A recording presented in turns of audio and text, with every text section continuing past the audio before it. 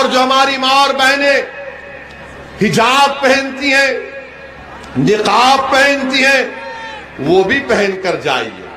अब मीडिया वाले चलाएंगे इसको, मीडिया वाले बोलेंगे वैसी तू हिजाब को ला लिया।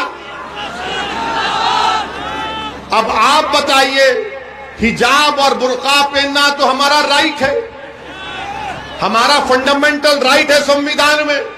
मैं क्या पहनता हूं, क्या खाता हूं, किसी के बाप को झांकने की जरूरत नहीं है उसमें।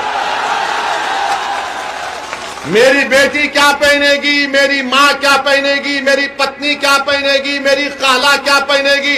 अरे तू अपने घर की फिक्र कर, मेरे पीछे क्यों पड़ा है?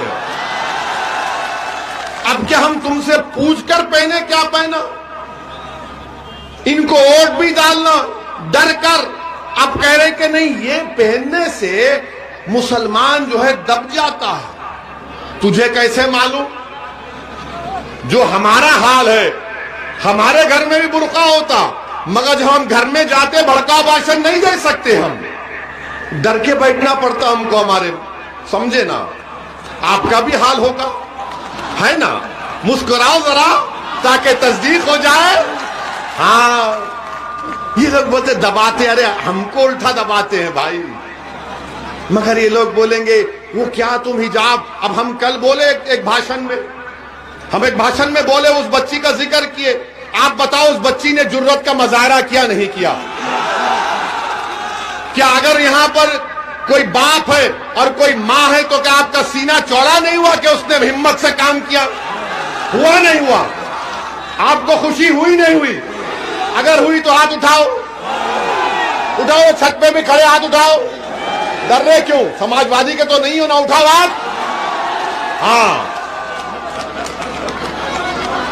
अब मीडिया बोलती तुम खामखा इसको उत्तर प्रदेश में ला लिए। अबे दाढ़ी मेरी, टोपी मेरी, बुर्खा मेरा, तुझे क्या करना है उससे?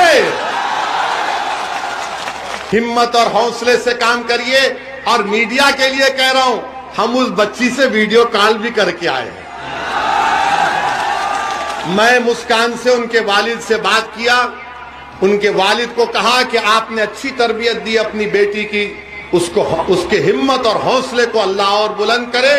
तो उस बच्ची ने हमसे भी बात की और उसने कहा कि ओवैसी साहब, हम आपके भाषण को सुनते हैं। मैंने कहा अरे यहां भी सुन रहे हैं, मगर खैर हम मुबारकबाद देते हैं। और हम आपको बताना चाह रहे हैं कि बुर्का, हिजाब और चादर, केरला हाईकोर्ट ने कहा कि ये इस्लाम का एसेंशियल फीचर है, एसेंशियल चीज है। ये कोई नहीं करता, कोई बात नहीं है। और हमारा मानना यह है कि जब भारत के पार्लियामेंट में दाढ़ी और टोपी के साथ बीजेपी और नरेंद्र मोदी पर तनकीद कर सकते हैं, तो ये बच्ची हिजाब पहनकर जा रही है तो क्यों रोक रहे हैं? पढ़ने दीजिए, काबिल बनने दीजिए, बल्कि अपनी बेटियों को खूब पढ़ाओ। आप उनको डॉक्टर बनाइए, इंजीनियर बनाइए, कलेक्टर बनाइए, डीएम बनाइए, एसडीएम बनाइए। हमारा मकसद तो यही है कि भारत में जब तक भारत की महिलाओं की सुरक्षा नहीं होगी, जब तक भारत के महिलाओं को तरक्की के मौके नहीं मिलेंगे, भारत सुपर पावर नहीं बन सकता। सुपर पावर बनना है तो महिलाओं को उनका जायज मुकाम मिलना जरूरी है।